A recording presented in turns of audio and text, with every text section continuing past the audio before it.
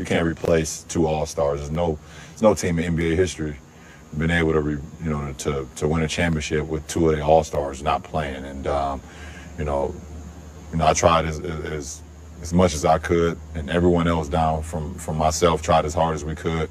But we were going against a team that had more health, and was clicking on all cylinders at the right time. LeBron making light of the fact that injuries to Kevin Love and Kyrie Irving were a major factor why the Cavaliers came up short against the Warriors in the NBA Finals. The Cavs are the favorites to return to the finals this season. Skip, what do you make of LeBron's comments? Stephen A. Smith, I don't want to be too hard on LeBron because it's very, very early. Camps are just now opening. And LeBron and his team are going to be very, very good again this year, quite obviously. But given all that, given how high I set my bar for the great LeBron James, even this early, I did not want to hear him look back at last year's finals and make excuses for what happened. I did not want to hear the great LeBron James deflect any blame onto the injuries to two all-star teammates for what happened in the NBA Finals last year. Because, Stephen A. Smith, I know they all tried hard. They were a little overmatched. Didn't have the depth that they needed to hang in, sustain. But I'm going to remind everybody that the Cleveland Cavaliers were up 2-1 with Game 4 in LeBron's house in Cleveland, Ohio. We were there that night for that game. You want to talk about closing the deal there? If you go up 3-1, I think they're going to close that deal.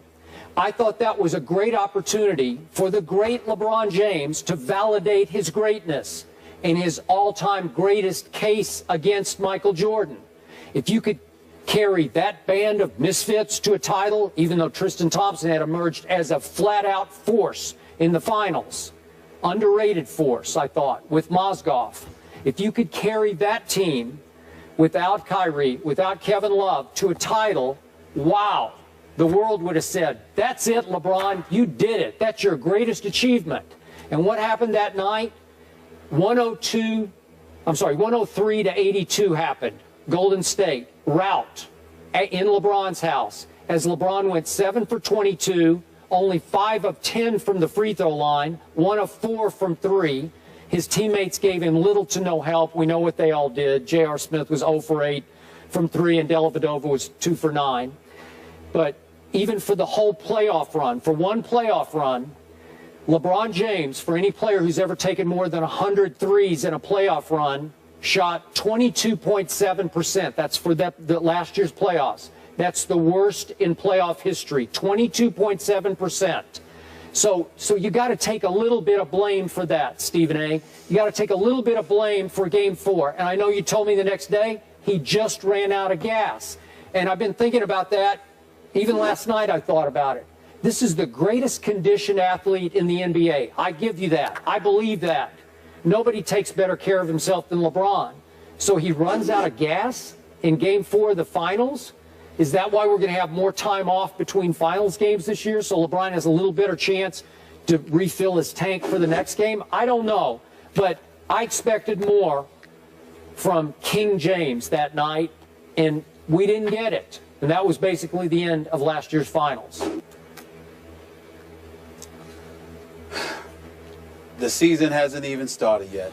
It's the first day of media day. And already, I believe that you're being completely unfair to this man. Now, we work every day here on First Take. And we're going to give it to you straight. We're going to tell you what we believe. We ain't going to sugarcoat it. Try to be respectful. But at the same time, we're just going to be real because we got an audience that's watching. And that's what they expect from us, and they should. But in the interest of fairness, we also have to be completely honest. We can't just tell the stories that we want to tell. We got to sit there and tell the whole story. LeBron James was absolutely positively dominant over the first 3 games. Even the first game, that they lost. He had 44, 8, and 6. And then he went on from there with triple doubles all over the place. Yes, he had a bad game in Game 4. Yeah, it looked like he ran out of gas. Because Kyrie Irving went down in Game 1. he had to carry the load in game 2 and 3, all right? And he seemed flat out positively exhausted. You were there in Cleveland. You saw how rabid those folks were. You know that LeBron James didn't have the luxury of just playing a basketball game, the interviews and everything else, just the whole atmosphere, the adrenaline rush. It conceivably got the best of him. So what does he do? After that bad game where he sat up there and didn't play well and looked completely fatigued, where Matthew Dellavedova, who you were raving about, acting like this dude was Kyrie Irving, he ends up shooting 3 for 14 in that game. And then J.R. Smith also shot 2 of 12 in that same game.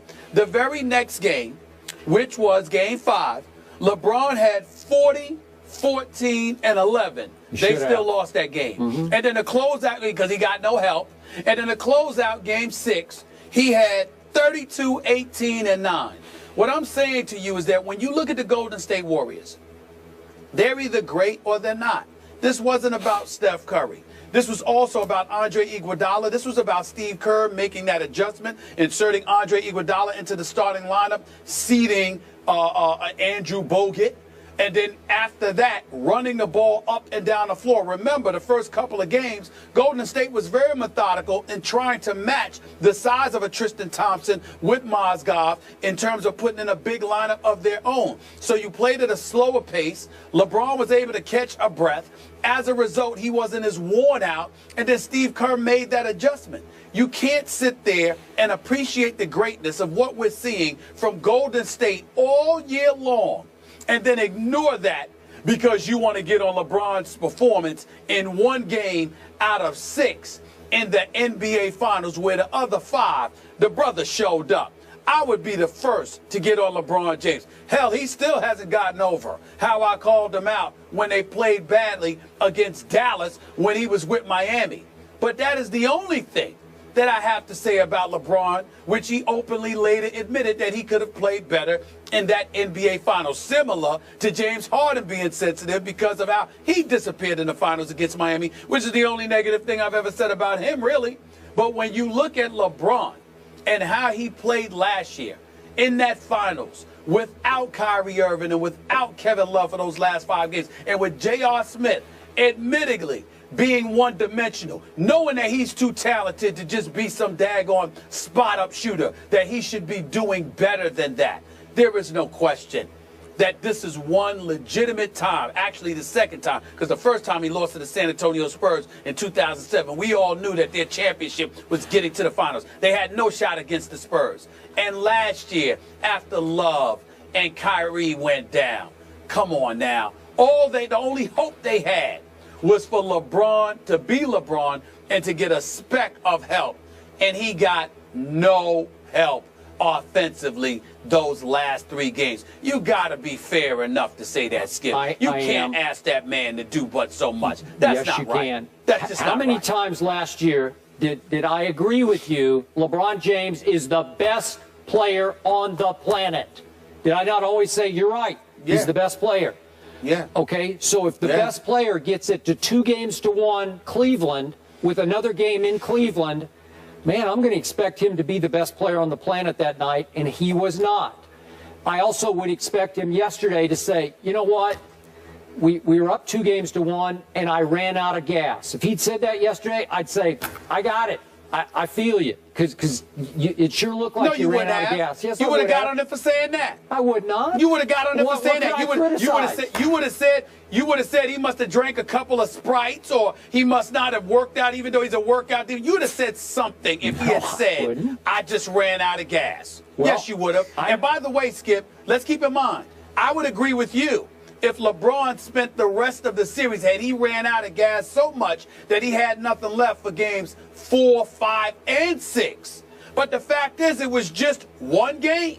You know, it ain't about comparing him to Jordan or anybody else. It's about understanding that even though he's the best player in the world, Golden State was the best team in the world last year. They played better than everybody else, and they have more weapons, along with the reigning league MVP, who is the greatest shooter we have ever seen. They went small, and they were running up and down the court. They changed the pace. You also acknowledge that there were some issues with Black.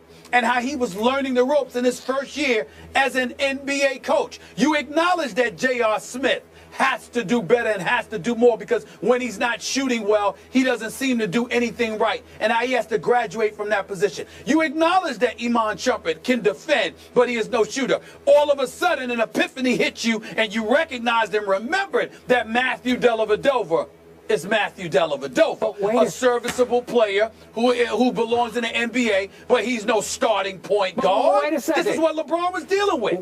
What happened in Game 2 and Game 3? The deli was open, was it not? Did he played well? Did he not make some clutch plays and clutch shots in both those games? LeBron got his help. He got his help, and they're up 2-1. Well, I'm raising my bar. That's why they I want were the up best 2-1 player on the planet to play better than he played at home in Game 4. That's why they were up 2-1. Okay. Hold on. That's why they were up 2-1. Yeah. Because he got a contribution from somebody else. Even when he was doing it by himself, he still lost Game 1. And then when Matthew Dellavedova subbed admirably for Kyrie Irving in Games 2 and 3, they won those games. So he didn't have any help. That's my point. But even he didn't have any help you for the last 3 admitted to games. me the next day, LeBron just came out flat. He just looked lifeless. He looked without energy. Really? This is a chance to just drop the hammer, and you come out flat.